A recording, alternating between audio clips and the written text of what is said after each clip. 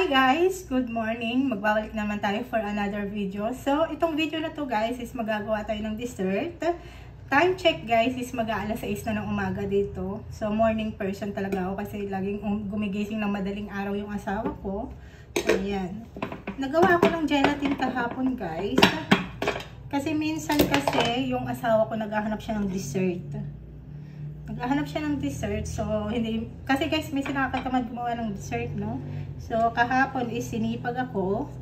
So, nagawa ako ng tatlong flavor ng gelatin. So, itong gelatin na to guys, is hinahaluan ko lang siya ng Nestle cream at saka condensed milk. Tapos, ikakat na natin siya ng ganito.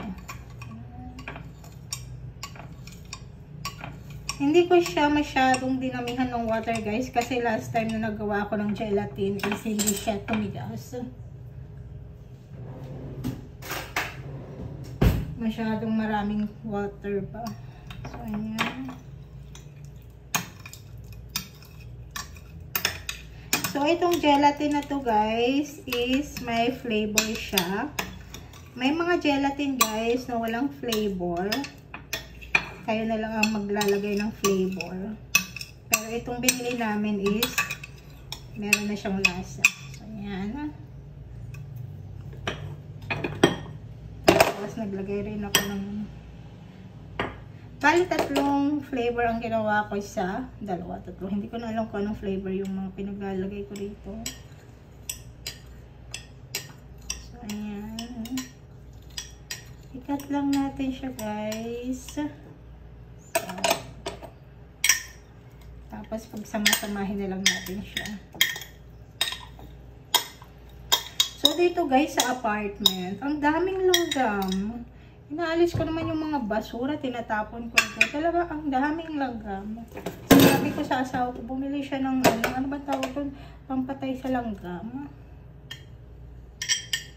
Talagang ang dami niya talagang langgam guys. Ayan.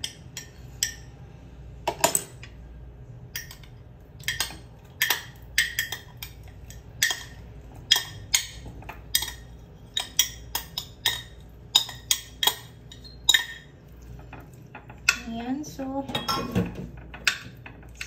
i-mix lang natin siya. Hindi pantay-pantay, so there's no problem kahit hindi siya pare-parehas ng cubes. So, lalagyan na natin siya ng Nestle cream, which is nasa na yung aking nito. So, ayan, lalagyan na natin siya ng Nestle cream. Hindi ko siya damihan guys, no? So, ayan.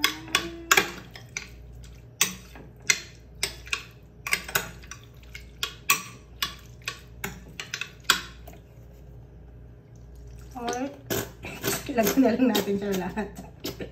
Ilagay na lang siya lahat guys kasi mahilig talaga ako sa Nestle cream. Ayan.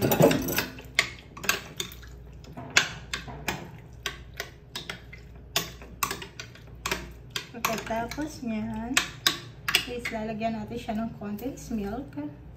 Of course, lahat ng dessert is with condensed milk.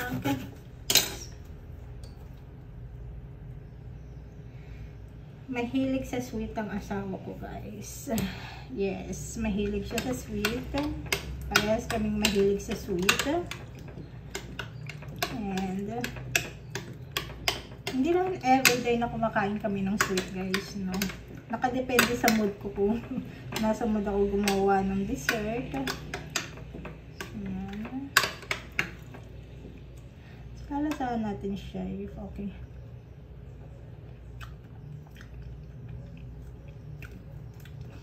Tingnan ko pa yung condensed milk guys. Oh. So, ayan. Halo-haloin lang natin siya. At tapos na ang ating dessert. Sobrang dali lang niya guys. No? Hindi ko na ginagawang complicated. Madali ang process na lang siya guys. So, ayan. Tapos lalagyan natin siya sa fridge. Okay, lasa niya.